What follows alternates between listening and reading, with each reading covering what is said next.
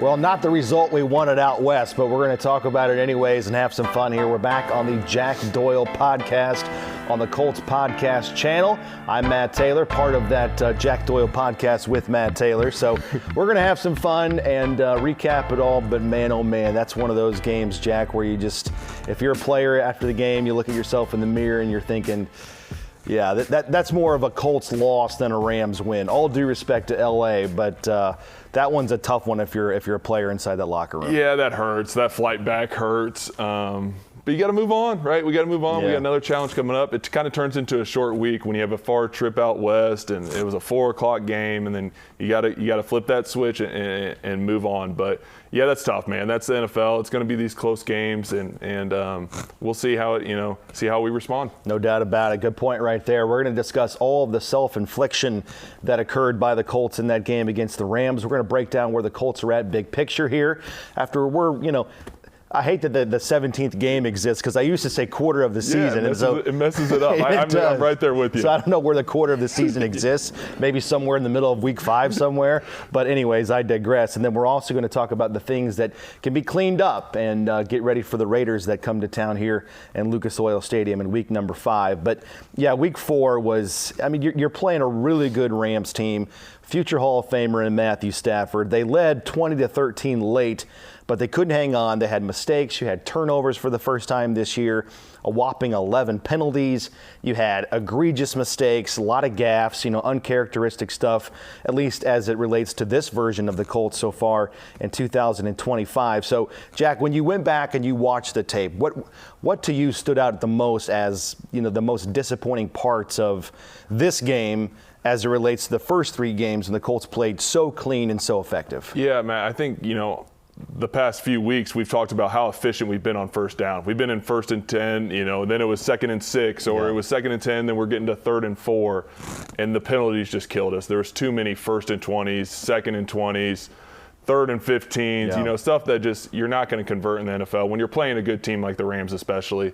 So just getting back to being efficient on first down, cleaning up those penalties, because if you go back and look at it, there was a few 3rd and 5 to 6s, we convert those, right? Like I think we went 3 for 3 on those. So we're getting back to if we can get back to the efficient football that we were playing the first 3 weeks on the early downs, that's really going to help us because we still got a really good team. I think we both can agree to that, and I'm really excited to see where this Colts team can go. Well, that's what makes Sunday's game so frustrating. You leave yourself, or you walk out of the stadium just going like, ugh. Yeah. Because there are still a really good football team. Think about all the mistakes, the 3 turnovers, the 11 penalties, the fumble at the goal line, which we're going to talk about, and still you have a chance to go down and tie the game, and you only lose by 7. And I think, if there is a silver linings playbook to all of this, that's it, is that you couldn't have played worse, you couldn't have beat yourself more, and you're still in the game, and you probably should have won against a really good team on the road at their place. Yeah, you had a chance for it, man.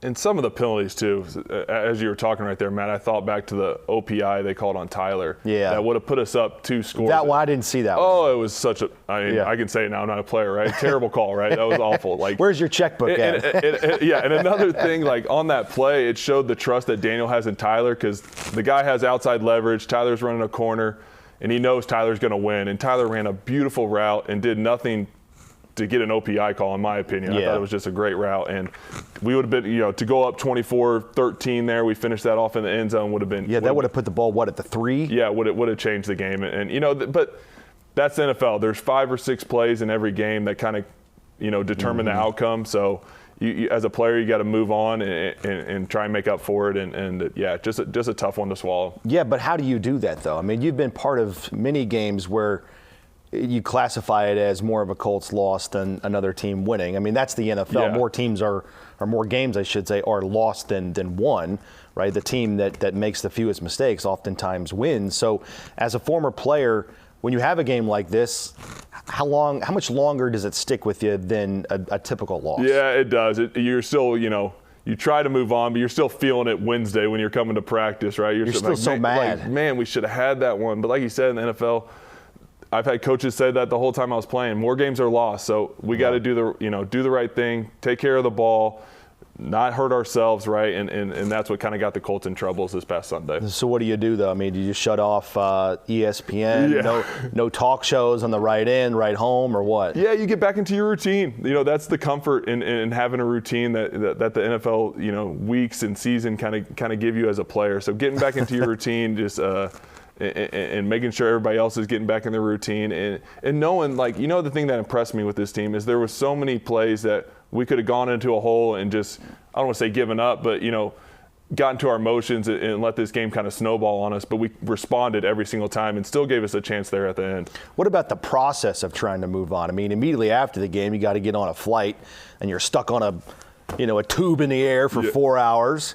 What's that like? You're just kind of left with your thoughts to think about what could have been, right? What always helped me was talking to my teammates, right? And like you said, you're stuck on a tube with guys for 4 hours that you just went to battle with, and we all kind of took our turn and making a mistake or plays that we could have felt like we could have done better. And you talk that out as teammates, right? And how we can move forward and how we can improve this upcoming week to make sure that doesn't happen again. What do players normally do? For those that don't know, what is the flight back like, especially when you're going cross country almost, LA to Indianapolis? It is 4+ hours.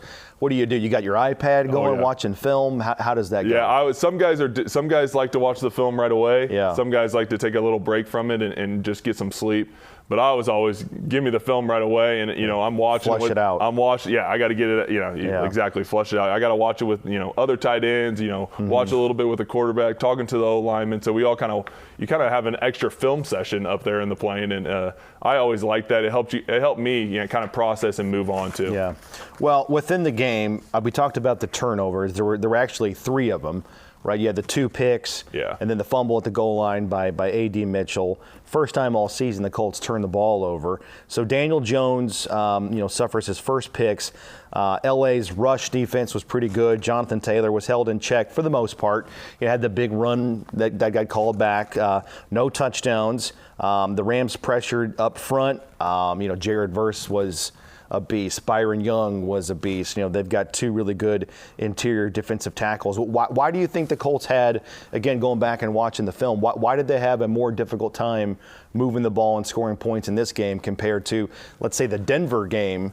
That's another good defense, and they put up 473 yards on them in week 2. Yeah, give credit to the Rams. They have a really good front, right? And they were getting pressure with 4 a lot. And Daniel actually handled it really well.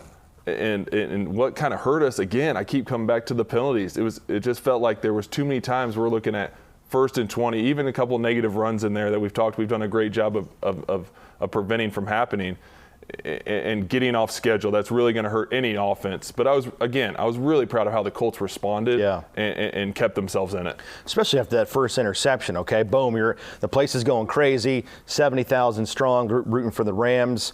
They get the first interception of the season, and then I thought the Colts did a nice job, Daniel Jones specifically, of bouncing back and regrouping and maintaining composure there in the rest of that first half.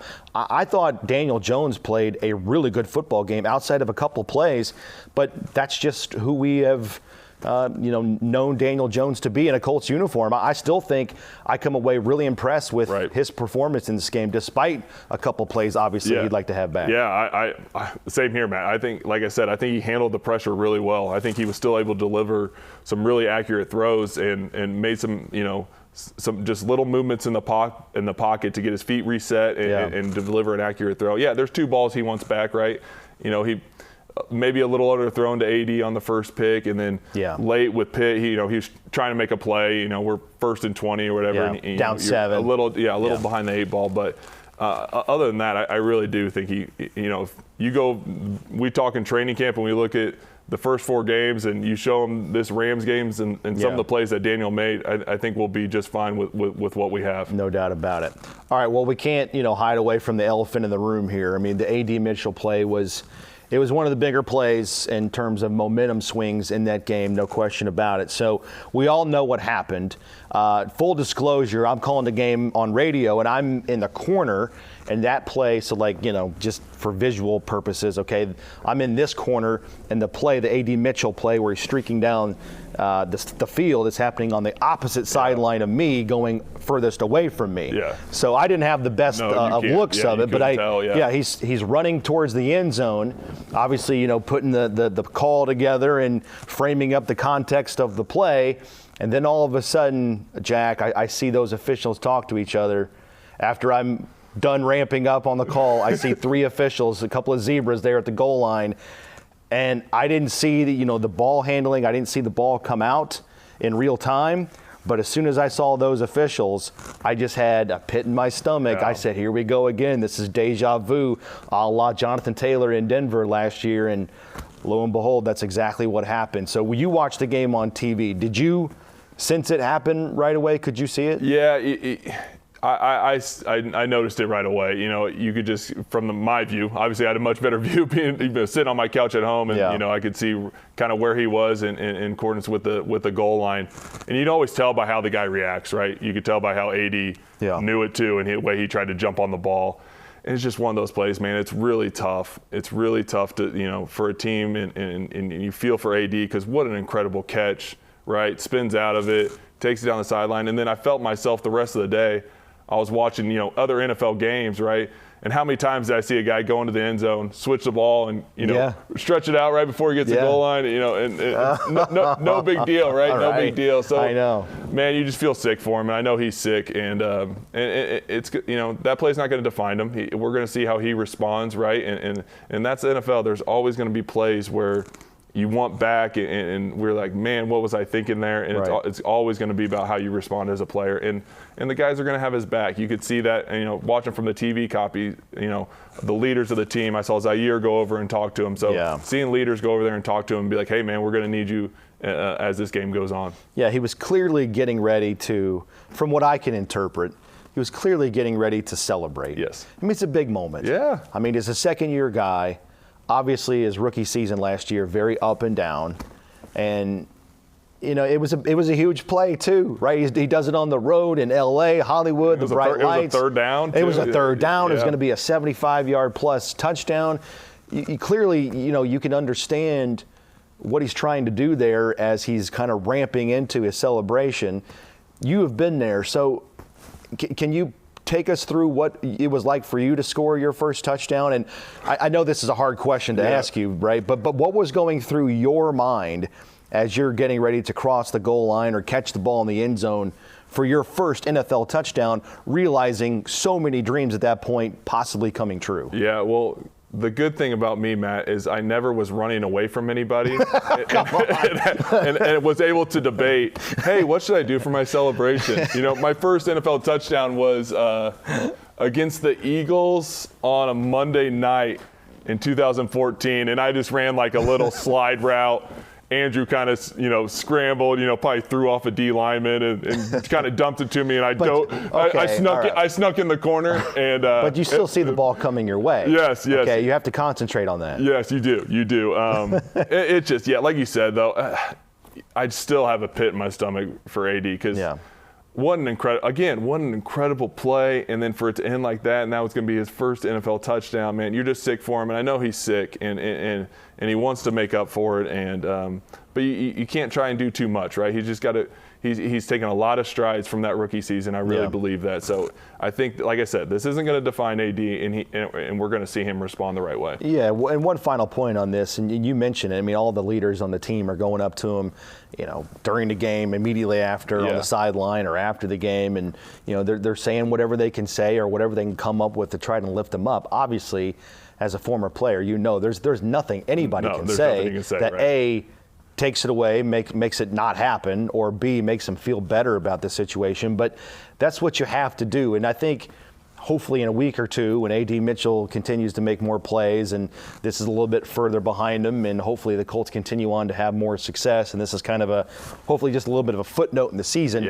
He can come back, though. My point is come back in a couple of weeks and realize all the things that were said to him and all of the belief that all the guys in the locker room had for him at that time, which will go a long way to instill even more confidence and hopefully more playmaking ability from A.D. Mitchell. Yeah, absolutely. I mean, you see it, and this play is a great example. this team has each other's back. You see it on the field, man. You see the way they hustle. Quentin's always the leader there and always being first to go help up Jonathan Taylor. Mm-hmm. And I see Tyler Warren there. I see Pittman there. I see other O-linemen there. Like, this team has each other's back, and a play like that is what you need on a team. You need teammates who have your back when things like that happen, and that's a sign of a good football team, and that's what the Colts have. In high school, we were playing Mooresville in a playoff game, and I dropped a surefire pick six. Like, the guy just threw it right to me, and like the ball spiraling to me, and I just flat out dropped it. I had a little bit of excuse, a little cast on my hand, but still got to make that play. You gotta make it. And I go to the sideline, and I mean, guy after guy is coming up to me, pounding my shoulder pads, like, you got it, don't worry about it, we're gonna pick you up. And I just keep thinking to myself, just shut up, leave me alone. Yeah. Don't talk to me. Do not talk to me, right? I mean, that's just a horrible feeling as a football player. Yeah, it is. I've been there. I've had the fumbles. I've had drops. You play this game long enough. Yeah. Crap like that's going to happen. Stuff's going to happen, man. And again, you just go into like your own little you go zone. in your own little bubble, and you just want to get back on the field. And I know that's what AD's feeling right now. He can't wait for this Raiders game. But the first thing he's got to do, right, is he's got to go back to the practice field, right? Put the work in, right, and not get ahead of himself, and try and just be in the moment, as hard as that is when your head's kind of spiraling. And again, we have great leaders in this team that are going to keep reminding him of that, and that's what we'll see out of AD. I love it. All right, let's talk about a bright spot, though. Your guy, Tyler Warren. All right, he had 70 receiving yards. His first career NFL touchdown is a rushing score.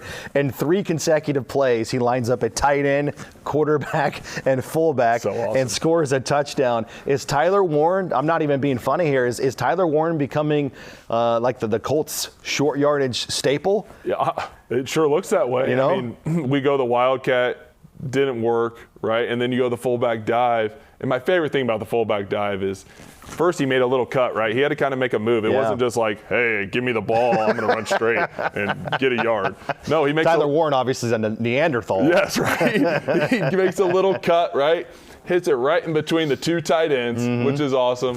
They're dragging him in, and then I hope everyone saw Daniel Jones on that play, because he comes from the backfield, right? He he gives it to Tyler. He gives a little token fake out to Jonathan Taylor, and then he's looking at the play, and he comes and smokes Tyler right in the back, and they get him in as a group, and that was so much fun, and what a great first touchdown, right? We're talking about first touchdowns, right? To do it with your teammates like that, and do it for the tight end room had big blocks. I know they're celebrating that one in that room. Yeah, he had 4 rushing touchdowns last year at Penn State. So how bizarre to have his first one in the NFL be a touchdown on the ground. But I mean, again, he had 70 receiving yards, 5 catches.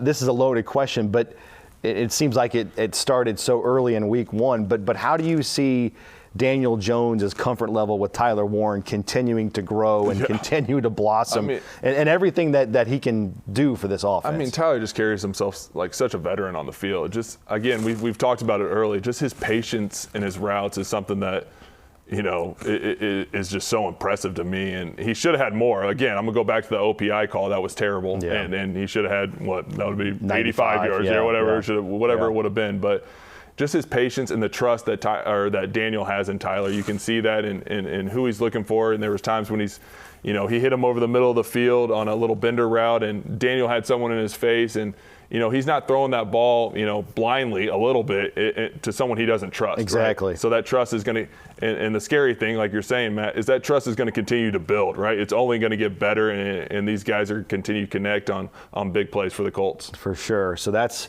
with what the Colts are doing with Tyler Warren in the passing game. On the other side of the ball, in the Colts' defensive passing game, obviously some things to shore up there. So Matthew Stafford goes for 375. Puka Nacua played the Colts all game long, and it wasn't just the yardage; it was just the timeliness of the catches. 3rd down, I remember it was 2nd and 16 at one point in the first half. I think it was the last drive of the first half. That 96-yard drive that resulted in a touchdown for the Rams really kind of switched the momentum, especially going into halftime.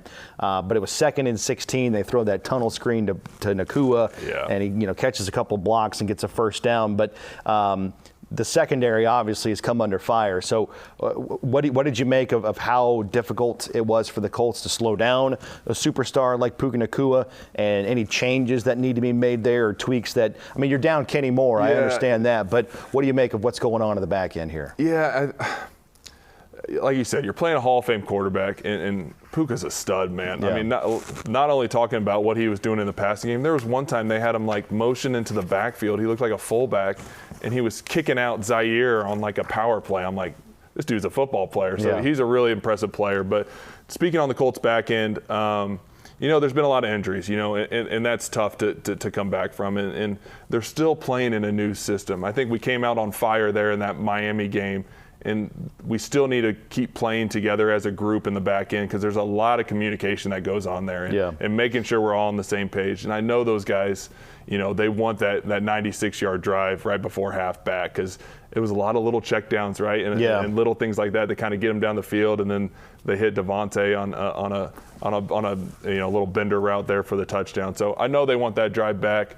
And getting a leader back in Kenny Moore will be big. But I don't think Hilton did a bad job stepping in there. He made the big play on the blitz and the B gap. But the more those DBs can, get more walkthroughs together and playing with each other. DB is almost, you hear it a lot with the O linemen, right? And how important communication is, and playing, 1 is 5, 5 is 1, right? Sure. And it's very similar on the back end. So those guys need to continue to play together, and Lou puts them in a bunch of different situations. So the more reps and walkthroughs and practices we can get, I think it will improve. But the reality of the situation, though, within that position group is that that's been hit really hard, especially at corner. I mean, you thought about, or go back to think about what that position group was going to look like at the beginning of training camp. There was so much depth. You had Juju Brents coming back. Obviously, he's not here anymore. Jalen Jones, who's on IR with a chance to come off IR soon. He's dealt with a hamstring since, late OTAs. Kenny Moore goes down with an injury. Just so on and so forth. I mean, so many things have happened.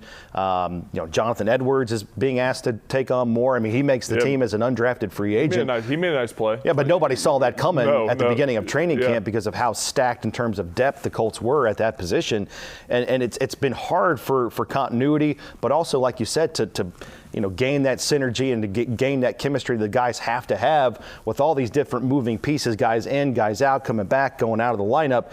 It's been tough, not making excuses. Oh, yes. Xavier Howard was picked up right before the start of the season, was out of football all of last year. The Colts my point is the Colts are playing with less than an ideal situation, less than a full deck of cards in the secondary. Yeah, and that's really tough to play with. It is. Like you said, we don't want to make excuses, and that's life in the NFL, right? There's going to be injuries, and it's your job as coaches, your job as players to get everybody ready to go. And again, it wasn't all bad. You give up a bunch to one player who, like you said, had timely catches and made, they made more plays to win the game, right? Yeah. I mean, that's the NFL. So how are we going to respond? It's always going to come back to that, and those guys are going to continue, like I said, to get that connection and continue to work together, and hopefully we can get some guys back from injury to help, and I think we'll be okay.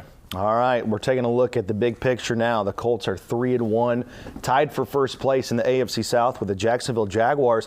Let's start there, or pick up there, a little bit of a tangent before we close out the show.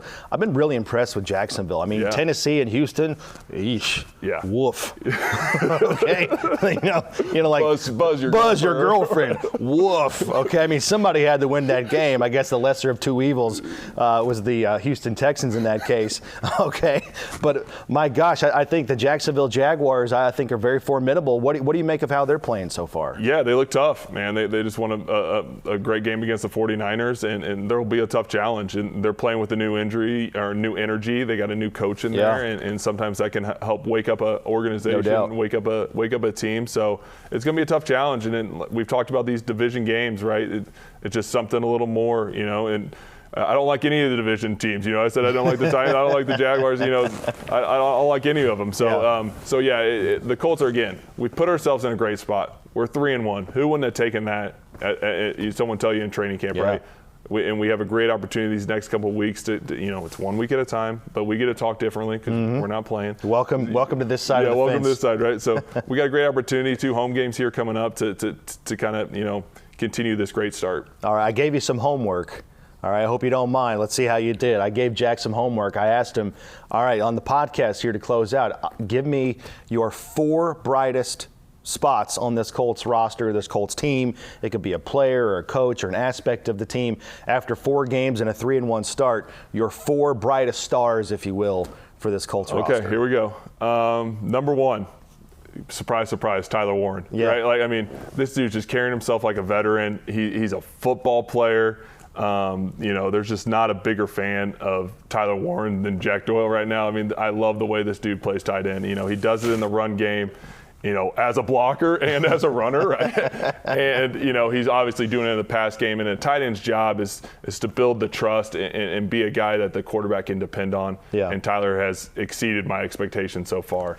He's been great. That's 1. Number 2, Daniel. We'll keep it. Okay. Obviously, I'm more biased to the offensive side if you guys haven't figured that out Yeah, yet. here we but go. Daniel's been great, man. And the way he's played, and even, first couple turnovers this game, that's going to happen in the NFL, but I was really impressed with how he responded after the one, early in the game and still, delivered under pressure, right? And that's just something that, again, you tell the Colts, fans, whatever, this is what we're going to have after 4 weeks, and the way he's played, everybody in the world would take that. No doubt. He's just done a great job, man. Leads the NFL in QBR. I mean, it's just so impressive. Yeah. And Colts are lucky to have him. I All really right. think that. Number 2. All right, here we go. Number 3.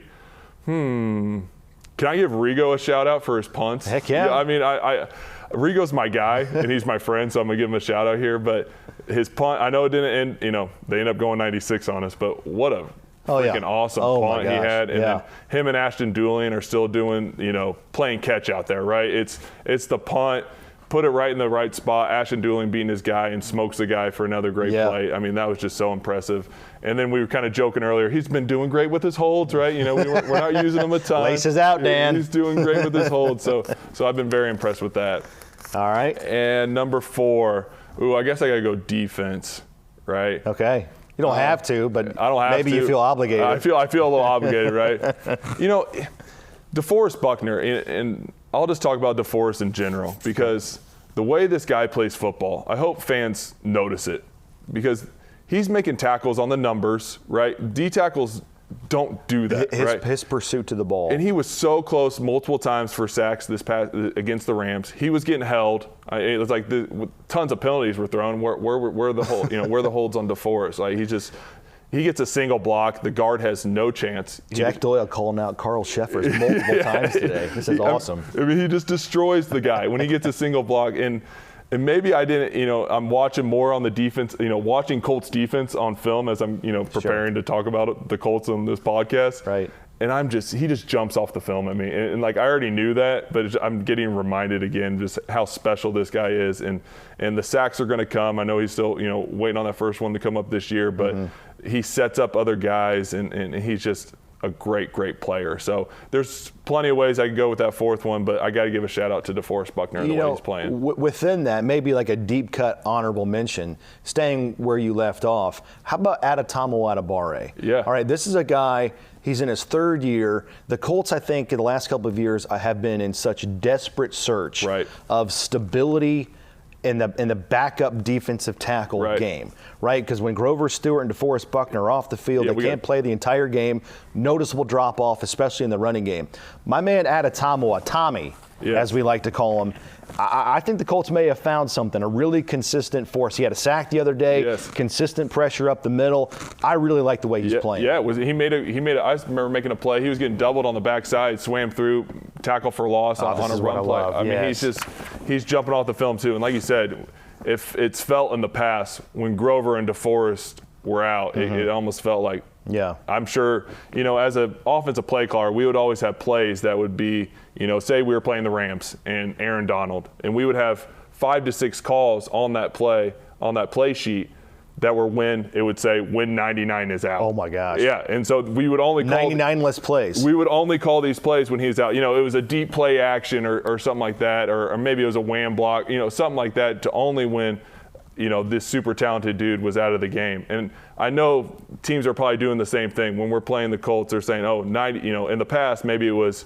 99 and 90 are out. Yeah. here we go. Let's get this inside run game going. Especially when you're on schedule down a distance-wise, right? When you're thinking, these guys are out. These are when I want to run these plays. But if we can fill that role the way he has and continue to play at a high level, those plays go away, right? And those shot plays go away. So, he popped off the film this week, especially to me. I saw him making a couple plays. That's fascinating what you just said. Now, there's an eye in the sky. There's like an assistant coach 99's out. Or an analytics guy saying, 99's out. Hey, heads up. Yeah, here we go. Here comes the deep play action, right? It's things like that, yeah. So a little behind the scenes, right, with how it kind of goes. Inside baseball, right there with Jack right. Doyle. Yeah, absolutely. The analytics.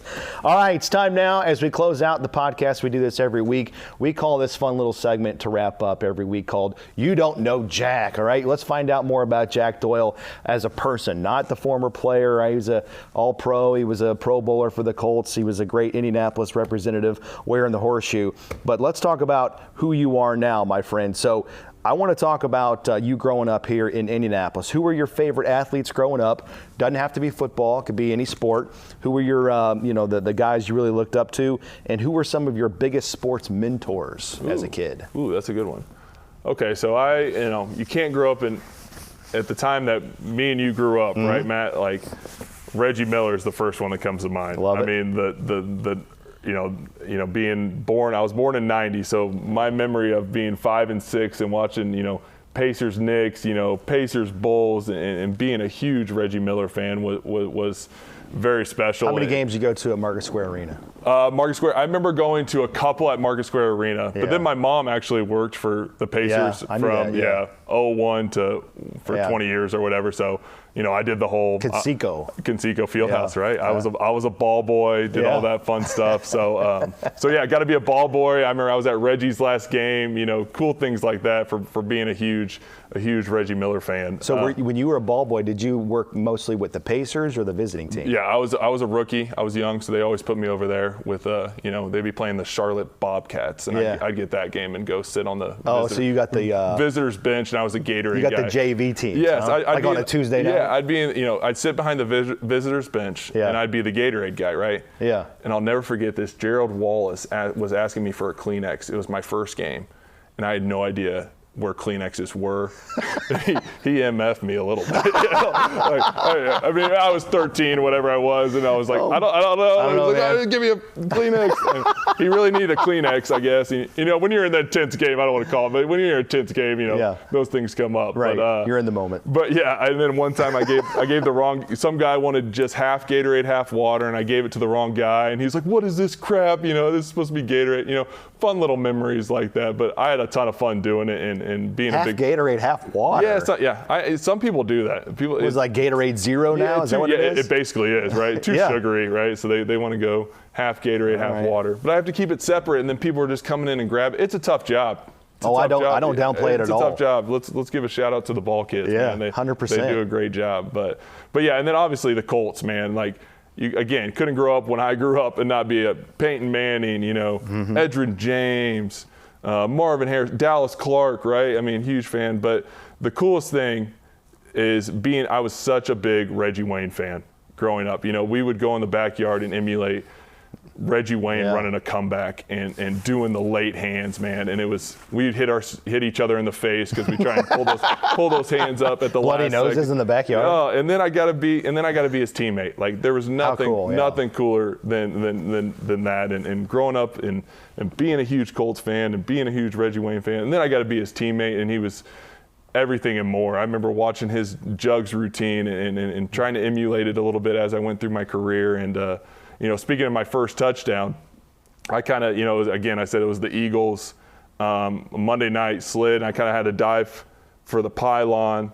Ball came out after I scored, and who grabbed the ball knowing it was my first touchdown was Reggie Wayne. No and kidding. He's the one who gave it to, Frog or T or whatever. Doctor it up. To make sure that we that I got to keep that ball. And so, that's full circle moment for me. And I mean, now Reggie's on staff here and doing a great job. How cool is this, man? That pretty good life for you tell 12-year-old Jack. Yeah, this is how it goes. That's how it's going to go, man. I wouldn't have believed you, that's for sure. Where's that ball at now? That ball is at my grandma's house. Grandma Doyle, I know she's watching. Yo. 90 years old, huge Colts fan. I got to give her a shout out. I know she's probably watching this right now, can see the ball at the bottom of her entertainment system. I can picture where it is right now at her house. That's beautiful. Yeah, she's the best. All she's right. the best. Shout out to the Doyle family. Yeah, here we go. And good on you for knowing exactly where that ball should go. Oh, yeah. Well, I'm sure all the love and the support and the sacrifice she made for you, right? Absolutely, yeah. I gave it to my grandfather has passed on. And he was a huge supporter, obviously, and gave it to my grandma and grandpa. So Grandma Doyle still has it. 90 years old. She's the best, man. I just saw her this past Saturday, and love it.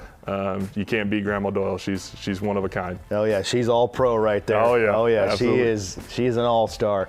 Wonderful stories right there. Jack Doyle on the Jack Doyle Podcast. That's going to do it for this week's episode. A full breakdown of what happened in Los Angeles, but the Colts are 3-1 with a chance to come home. Back-to-back games coming up at Lucas Oil Stadium, Week 5, and the Las Vegas Raiders. We're going to do it next week, breaking everything down and tell you the latest with what's going on with the Colts, with another breakdown from my man Jack Doyle. I'm Matt Taylor. Thanks so much for watching and listening on the Colts Podcast channel, and we will talk to you next Tuesday.